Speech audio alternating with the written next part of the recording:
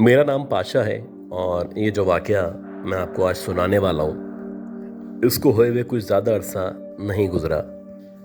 मेरा ख्याल है कि 23 या 24 दिसंबर थी और पिछले साल यानी 2023 में ये वाकया मेरे साथ पेश आया था। वैसे तो मैं लियाकताबाद में रहा करता हूँ, लेकिन जो मेरी ड्यूटी थी यानी उस वक्त मैं जिस कंपनी में या जिस कॉल सेंटर में जॉब किया करता था वो नाज़माबाद के अंदर एक बंगले में मौजूद था।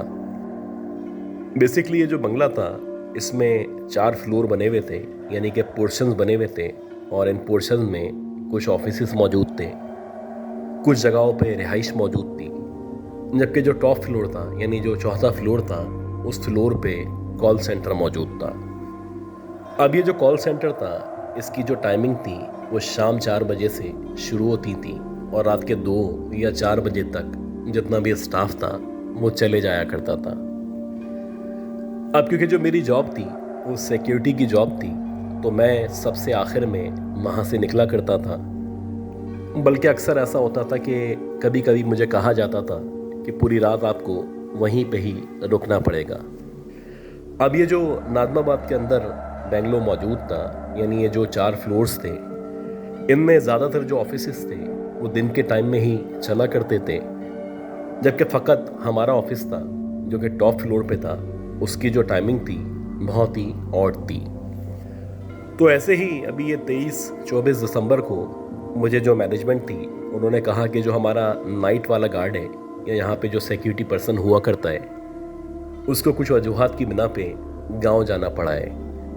तो हम आपसे रिक्वेस्ट करते हैं कि 2 या 3 दिन तक आप रात के टाइम में ड्यूटी अंजाम दे दें। अब जो भी लड़के थे या जितना भी स्टाफ था वो 2-3 बजे के दरमियान एक एक करके जाना शुरू हो चुका था और रात को 4 बजे सबसे आखिर में जो फ्लोर मैनेजर था वो वहाँ से अपने घर के लिए रवाना हो गया। अब फ्लोर मैनेजर के या तमाम लोगों के जाने के बाद मैं उस ऑफिस में उसी कॉल सेंटर में 4th फ्लोर पे बैठा हुआ था और मैंने सोचा था कि ये जो फजर होने तक के 2 या 3 घंटे हैं इस दौरानिए में मैं कैफेटेरिया में बैठ के टीवी देखता रहूँगा और जैसे ही फजर की अजान होगी तो नमाज वगैरह पढ़ने के बाद बाहर की तरफ यानी जहाँ पे स्टेयर्स हैं वहाँ जाके बैठ जाऊँगा। एक अजीब बात ये थी कि ये जो बिल्डिंग थी यहाँ पे जो ऊपर जाने का रास्ता था या जिसे आप कह सकते हैं कि जो सीढ़ियाँ थीं वो एक गोल जीने पे मुश्तमिल थी, जैसे कि कदीम घरों में या गए वक्तों में कराची के घरों में जीने हुआ करते थे। अब मैं कैफेटेरिया में बैठा हुआ था और मैं मुसलसल टीवी देख रहा था, जबकि जो भी कस्टमर सर्विसेज का एरिया है या जहाँ पे कंप्यूटर वगैरह इंस्टॉल है वो सारा का सारा मुकम्मल तौर पे खाली था। अब ये जो ऑफिस था यहाँ पे के इलेक्ट्रिक की लाइट तो मौजूद थी, लेकिन अगर कभी के इलेक्ट्रिक की लाइट ना हो तो जो भी गार्ड हैं ये उसकी जिम्मेदारी थी कि उसको नीचे जाके जनरेटर को चलाना पड़ता था। इसी दौरानिए में ही जब मैं टीवी देख रहा था एकदम से लाइट चली गई और जैसे ही लाइट गई तो एकदम से ये जो पूरा फ्लोर था, ख़ास तौर पे जो कैफेटेरिया था, ये मुकम्मल तौर पे अंधेरे में डूब चुका था और मेरे पास जो मोबाइल मौजूद था वो भी इत्तेफाक से जहाँ पे सामने टेबल रखी हुई थी उधर रखा हुआ था। अब इस दौरानी में जबकि मैं उस सीट से उठता और टेबल के पास जाके उस मोबाइल को उठाने के बाद लाइट ऑन करता, मुझे इस अंधेरे में एकदम से लगने लगा कि इस कैफेटेरिया के अंदर एकदम से चमेली की या इस तरह की कोई खुशबू आना शुरू हुई है और ये जो खुशबू थी ये इस कदर तेज़ थी कि 2-4 सेकंड के अंदर अंदर ऐसा लग रहा था जैसे पूरा का पूरा कैफेटेरिया बल्कि इसके बाद का जितना भी एरिया है वो खुशबू से मुअत्तर हो चुका है। एक अजीब सी दिलचस्प सी खुशबू थी जो दिल को बहा भी रही थी, लेकिन खौफ की बात ये थी कि इतनी रात में इस अंधेरे में लाइट जाने के बाद एकदम से जो खुशबू आना शुरू हुई थी ये बिलाखिर किस वजह से आना शुरू हुई थी। इससे पहले कि मैं खड़ा होता और बाहर जाके देखता या मोबाइल की टॉर्च ऑन करता, मुझे अब लगने लगा कि कैफेटेरिया के अंदर कोई एकदम से चलता हुआ मेरी टेबल की तरफ बढ़ता हुआ आ रहा है, और जो भी आहिस्ता आहिस्ता करके मेरी टेबल की तरफ बढ़ता हुआ आ रहा है, यकीनन ये खुशबू उस वजूद ने ही लगा रखी है। अब क्योंकि मेरी जो जिम्मेदारी थी वो सिक्योरिटी की जिम्मेदारी थी, मेरे पास गन मौजूद थी, तो मैं अपने तौर पे गन को अपने हाथ में लेके अलर्ट हो चुका था। और मैं चाहता था कि अगले ही लम्हे जल्दी से खड़ा हूँ, और खड़ा होने के बाद जहाँ पे मेरा मोबाइल रखा हुआ है उस मोबाइल को उठा के उसकी टॉर्च ऑन कर दूँ। और ऐसा ही हुआ कि कुछ सेकंड के अंदर अंदर मैंने ना सिर्फ मोबाइल को हाथ में लिया और एकदम से उसकी जो टॉर्च थी उसको ऑन कर दिया। अब जैसे ही मैंने मोबाइल की टॉर्च को ऑन किया और उसकी रोशनी को सामने यानी रास्ते की तरफ मारना शुरू किया, तो मैंने देखा कि एक नहीं, दो नहीं, बल्कि 3 बहुत ही खौफनाक चेहरों की हामिल औरतें मेरे सामने ना सिर्फ खड़ी हुई हैं, बल्कि उनके जो चेहरे हैं वो इस कदर फिटकार से भरे हुए हैं, और ऐसा लग रहा है कि उनके चेहरे पे इस कदर झाइयाँ मौजूद हैं कि जैसे कोई 80 या 85 साल की औरतें एकदम से मेरे सामने आके खड़ी हो चुकी हों। अजीब बात ये थी कि इन तीनों के जो होंठ थे वो कुछ अजीब तरीके से सूजे हुए थे, या फिर ऐसा लग रहा था जैसे इन तीनों के होठों से खून रस रहा है या इनके होठों पे जख्म मौजूद हैं। इन तीनों की जो गर्दनें थी कुछ बहुत ज़्यादा पतली सी और लंबी सी गर्दनें थीं। गर्ज के इनको देखने से किसी भी तरह ये नहीं कहा जा सकता था कि ये जो 3 औरतें मेरे सामने खड़ी हुई हैं उनको आप इंसानों से या औरतों से तशबीह दे सकते हैं। इसी दौरानिया में ये जो 3 औरतें थीं उनमें से जो सबसे पीछे औरत खड़ी हुई थी उसने शायद ब्लैक कलर का लिबास पहन रखा था। उसने एकदम से नाक की आवाज़ में यानी पतली सी आवाज़ में मुझे कहा कि तुम फौरन यहाँ से नीचे चले जाओ, और आज के बाद रात के वक्त में यहाँ पे नहीं रुकना। ये जो टाइम है ये हमारा टाइम है, और अगर आज के बाद तुम रात में हमें यहाँ पे नज़र आए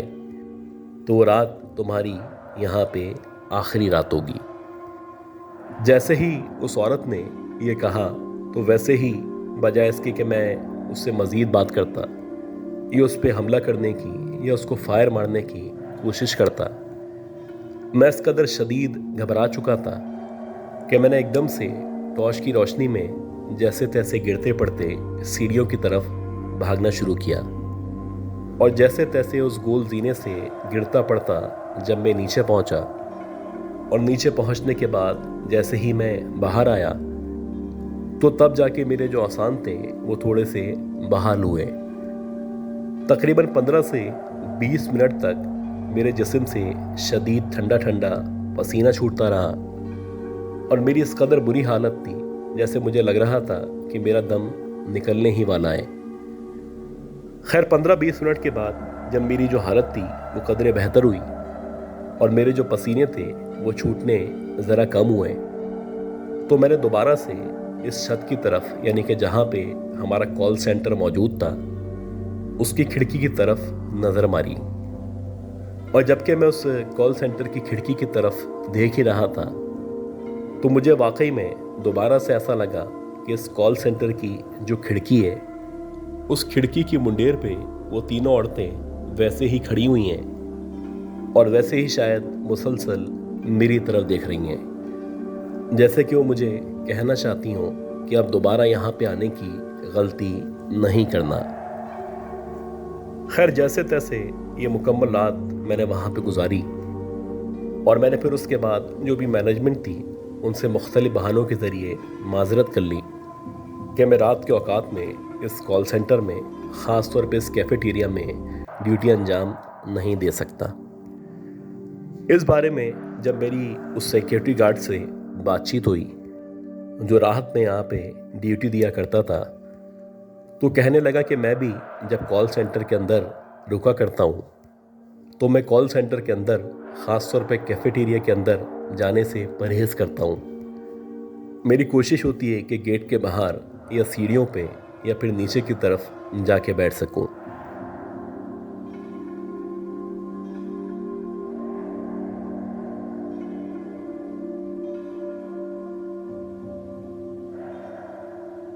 1978 में जब मैंने अपना मैट्रिक कंप्लीट किया था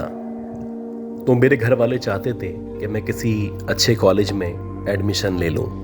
लेकिन क्योंकि हमारा जो ताल्लुक़ था वो बुनियादी तौर पे एक छोटे से गांव से था, तो उस वक्त जो हमारे हालात थे, यानी जो हमारी फाइनेंशियल पोजीशन थी, वो किसी भी तरह इजाज़त नहीं दे रही थी। तो मैंने अपने घर वालों को सजेस्ट किया कि अभी कुछ दिनों के लिए या कुछ अरसे के लिए, शायद 1 साल के लिए मैं जॉब कर लेता हूँ, और इस दौरानिए में अगर कुछ पैसे जमा हो गए तो कोशिश करूँगा कि प्राइवेट इनरोलमेंट करा लूँ और प्राइवेटली पेपर्स में अपेयर हो सकूँ। खैर, मैंने मुख्तलिफ जगहों पे जॉब के लिए बातचीत की और काफ़ी कोशिशों के बाद जामशोरो, या आप कह सकते हैं कि M9 पे एक प्राइवेट हॉस्पिटल मौजूद था, वहाँ पे मुझे जॉब पे रख लिया गया। ये जो अस्पताल था बुनियादी तौर पे एक ऐसा अस्पताल था जो आम तौर पे उस हाईवे पे होने वाले हादसात या उधर से जो लोग गुजर रहे होते हैं और उनकी तबीयत ख़राब हो जाती है, उन लोगों के लिए बुनियादी तौर पे इसको कायम किया गया था। खैर, मैंने ये जो मेडिकल स्टोर था जो कि अस्पताल के अंदर ही मौजूद था, वहाँ पे अपनी ज्वाइनिंग दे दी। अब जो मेरी जॉब टाइमिंग थी वो रात के 8 बजे से सुबह के 8 बजे तक थी,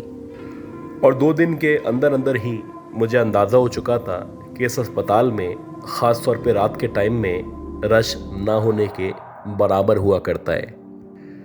खैर, मैं मुतमईन था कि मुझे पैसे उतने ही मिलेंगे जितने दिन में काम करने पे पैसे मिला करते हैं, और इतना ज़्यादा काम भी नहीं होगा। तो ये मेरे लिए अच्छा है कि मैं कुछ बुक्स वगैरह अपने साथ रखूं, और जैसे ही रात में मुझे टाइम मिले तो उन बुक्स के ज़रिए अपने पेपर्स की या अपने फ्यूचर के लिए कुछ पढ़ाई शुरू कर दूं। अब 2-3 दिन बड़े सुकून से गुजरे और मुझे अंदाज़ा हो चुका था कि रात में यहाँ पे रश नहीं हुआ करता। अच्छा, थोड़ा सा आपको इस अस्पताल का स्ट्रक्चर समझा दूं कि जैसे ही आप रोड से एंटर होते हैं तो पहले एक बहुत बड़ी सी जगह थी जो पार्किंग के लिए दस्तयाब थी, जैसे आप छोटा सा ग्राउंड कह सकते हैं। और ये ग्राउंड अबूर करने के बाद एक बड़ा सा गेट मौजूद था जो कि लोहे का गेट था। तो जब आप उससे एंटर होते हैं तो एक छोटा सा कॉरिडोर मौजूद था। सीधे हाथ पे रिसेप्शन मौजूद थी, और अगर आप उल्टे हाथ से मज़ीद आगे बढ़ें तो मुख्तलिफ वार्ड्स थे, एमरजेंसी थी, और उसके बाद आखिर में एक मेडिकल स्टोर मौजूद था। और ये वही मेडिकल स्टोर था जहाँ पे मैं जॉब कर रहा था। अब ये जो हमारा मेडिकल स्टोर था, इस मेडिकल स्टोर के बिल्कुल सामने सीढ़ियाँ मौजूद थीं, और ये जो सीढ़ियाँ थीं, इन सीढ़ियों से गुज़र के फर्स्ट फ्लोर की तरफ जाया जाता था। फर्स्ट फ्लोर को बना तो रखा था, लेकिन क्योंकि ये जो अस्पताल था ये इतना ज़्यादा चला नहीं करता था, तो आम तौर पे फर्स्ट फ्लोर मुकम्मल तौर पे खाली पड़ा रहता था। रात के औकात में इस पूरे अस्पताल में एक डॉक्टर मौजूद होता था, और इस डॉक्टर के साथ एक फीमेल और एक मेल नर्स हुआ करते थे। इन तीनों का काम था कि इनको इमरजेंसी वार्ड में या जहाँ पे इमरजेंसी की सहूलत मौजूद है पूरी रात वहीं पे रुकना है। जबकि मेडिकल स्टोर पे मैं मौजूद होता था, और अगर आप बाहर की तरफ यानी गेट की तरफ का जायज़ा लें तो वहाँ पे एक सिक्योरिटी गार्ड को रखा गया था। खैर, जब ये मेरी चौथी रात थी, यानी कि मुझे ज्वाइन किए हुए 3 दिन गुजर चुके थे और अब मुझे चौथी रात की ड्यूटी अंजाम देनी थी, तो उस मेडिकल स्टोर पे जाते हुए आज मुझे कुछ अजीब सी घबराहट हो रही थी।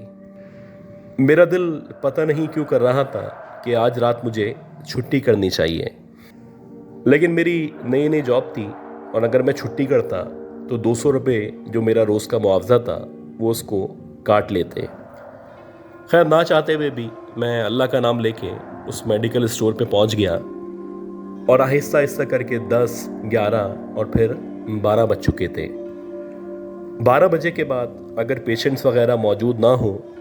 तो जो डॉक्टर साहब थे या जितने भी नर्सिस थे वो सारे के सारे कुछ देर के लिए आंख लगा लिया करते थे। वैसे ही रात के 12, साढ़े 12 बजे ये लोग सो चुके थे। गार्ड जो है वो गेट के बाहर मौजूद था। तो एकदम से मुझे ऐसा लगा कि ये जो स्टेयर्स हैं इनके ऊपर की तरफ से किसी ने नीचे उतरना शुरू किया है। मुझे अच्छी तरह याद था ना ही इस पूरे अस्पताल में कोई पेशेंट मौजूद है और ना ही जितना भी स्टाफ था उन स्टाफ में से कोई ऊपर गया हुआ था।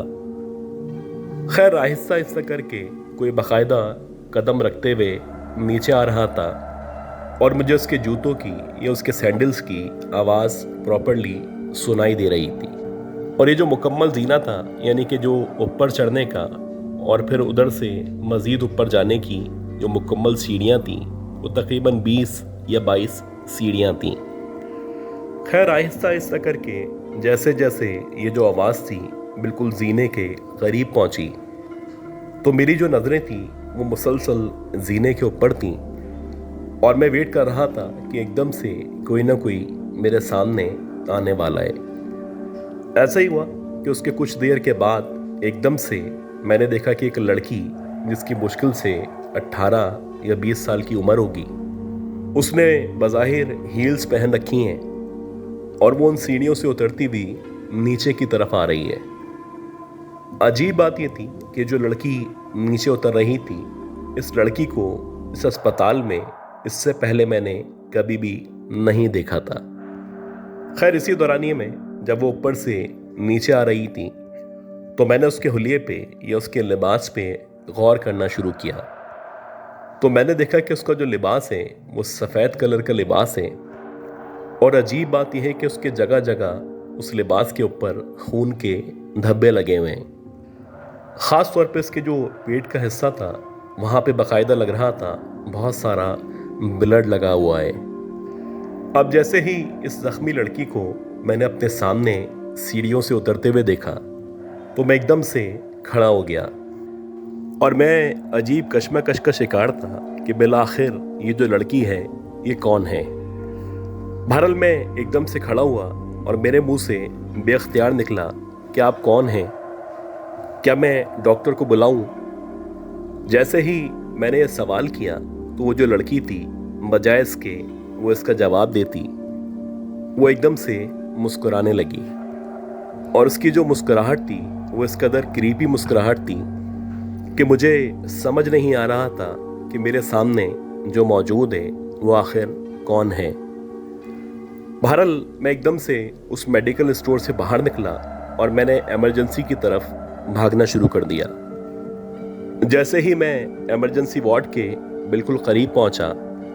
तो इत्तफाक से जो डॉक्टर थे या जो भी नर्सिस थे वो वहाँ पे न सिर्फ जाग रहे थे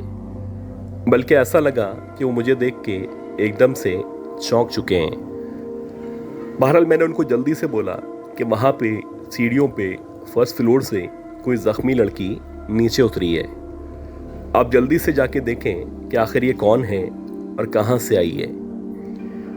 ये सुनने के बाद वो जो डॉक्टर थे और उनके साथ जितने भी नर्सेज मौजूद थे वो कहने लगे कि आप उसको नज़रअंदाज कर दें। ये बड़ा ही अजीब जवाब था और मैं काफ़ी देर तक ये सोचता रहा कि बिला आखिर ये इस तरह से क्यों कह रहे हैं। खैर उनमें जो मेल नर्स था वो मुझे कहने लगा कि कुछ देर के लिए यहीं पे बैठ जाओ और कुछ देर के बाद मेरे साथ वहाँ पे वापस चलना। तकरीबन आधे घंटे तक हम लोग वहीं पे बैठे रहे और मुसलसल मेरे जहन में ये सवाल गर्दिश कर रहा था कि किस तरह के लोग हैं वहाँ पे एक ज़ख्मी लड़की मौजूद है, बजाय इसके कि उसको फर्स्ट एड दें, उसकी मदद करें, ये यहाँ पे बैठे हुए हैं और मेरी किसी बात को रिस्पॉन्स नहीं कर रहे। बहरहाल आधे पौन घंटे के बाद जब मैं उस मेल नर्स के साथ वापस मेडिकल स्टोर में आया तो कहने लगा कि भाई इस अस्पताल में इस तरह की चीज़ें या इस तरह की मखलूक़ात नॉर्मली नज़र आती रहती हैं।